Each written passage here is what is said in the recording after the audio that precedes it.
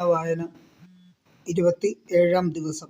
യാക്കോബിന് മക്കളെ നൽകുവാൻ തനിക്ക് സാധിക്കുന്നില്ലെന്ന് കണ്ടപ്പോൾ റാഹേലിന് തൻ്റെ സഹോദരിയോട് അസൂയ തോന്നി. അവൾ യാക്കോബിനോട് പറഞ്ഞു, എനിക്കും മക്കളെ തരിക, അല്ലെങ്കിൽ ഞാൻ മരിക്കും. യാക്കോബ് കോപിച്ച് അവളോട് പറഞ്ഞു, ഞാൻ ദൈവത്തിൻ്റെ സ്ഥാനത്താണോ? അവിടുന്നല്ലേ നിനക്ക് സന്താനം നിഷേധിച്ചിരിക്കുന്നത്? അവൾ പറഞ്ഞു, ഇതാ എൻ്റെ പരിചാരികയായ ബിൽഹ അവളെ പ്രാപിക്കുക. അവളുടെ സന്താനത്തെ അവൾ എൻ്റെ മടിയിൽ വയ്ക്കും. അങ്ങനെ അവളിലൂടെ എനിക്കും മക്കളെ ലഭിക്കും. അവൾ തൻ്റെ പരിചാരിക ബിൽഹയെ അവന് നൽകി.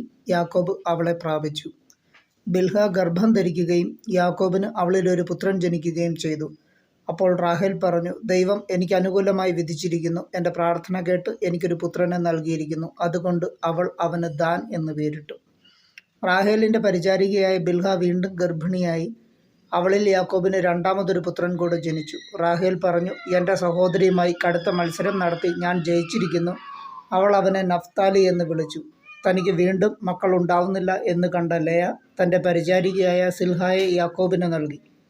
ലയായുടെ പരിചാരികയായ സിൽഫായിൽ യാക്കോബിന് ഒരു പുത്രൻ ജനിച്ചു. ഭാഗ്യം എന്ന് ഉദ്ഘോഷിച്ചുകൊണ്ട് ലയ അവന് ഗാദ് എന്ന് പേരിട്ടു. ലയായുടെ പരിചാരികയായ സിൽഫായിൽ യാക്കോബ് വീണ്ടും ഒരു പുത്രൻ ജനിച്ചു. ലയ പറഞ്ഞു, ഞാൻ ഭാഗ്യവതിയാണ്, സ്ത്രീകൾ എന്നെ ഭാഗ്യവതി എന്ന് വിളിക്കും. അതുകൊണ്ട് അവൾ അവന് ആഷേർ എന്ന് പേരിട്ടു. ഗോതമ്പ് കൊയ്യുന്ന കാലത്ത് റൂബൻ വയലിൽ പോയി. അവൻ ദൂതായിപ്പഴം കാണുകയും അവ പറിച്ചുകൊണ്ടുവന്ന് തൻ്റെ അമ്മയായ ലയായ്ക്ക് കൊടുക്കുകയും ചെയ്തു. അപ്പോൾ റാഹേൽ ലയായോട്, നിന്റെ മകൻ കൊണ്ടുവന്ന ദൂതായിപ്പഴം കുറച്ച് എനിക്ക് തരിക എന്ന് പറഞ്ഞു. ലയ കയർത്തു പറഞ്ഞു, എൻ്റെ ഭർത്താവിനെ കൈയടക്കി വെച്ചിരിക്കുന്നത് പോരാ, എൻ്റെ മകൻ്റെ ദൂതായിപ്പഴവും നിനക്ക് വേണോ? റാഹേൽ പറഞ്ഞു, നിന്റെ മകൻ്റെ ദൂതായിപ്പഴത്തിന് പ്രതിഫലമായി അദ്ദേഹം ഇന്ന് രാത്രി നിന്റെ കൂടെ ശയിച്ചു കൊള്ളട്ടെ. യാക്കോബ് വൈകുന്നേരം വയലിൽ നിന്ന് വന്നപ്പോൾ ലയ അവനോട് പറഞ്ഞു, അങ്ങ് ഇന്ന് എൻ്റെ അടുത്ത് വരണം, കാരണം എൻ്റെ മകൻ്റെ ദൂതായിപ്പഴം കൊടുത്ത് ഞാൻ അങ്ങയെ വാങ്ങിയിരിക്കുകയാണ്. അവൻ അന്ന് രാത്രി അവളോട് കൂടെ ശയിച്ചു. ദൈവം ലയായുടെ പ്രാർത്ഥന കേട്ടു. അവൾ വീണ്ടും ഗർഭം ധരിച്ച് യാക്കോബിന് അഞ്ചാമതൊരു മകനെ കൂടെ നൽകി.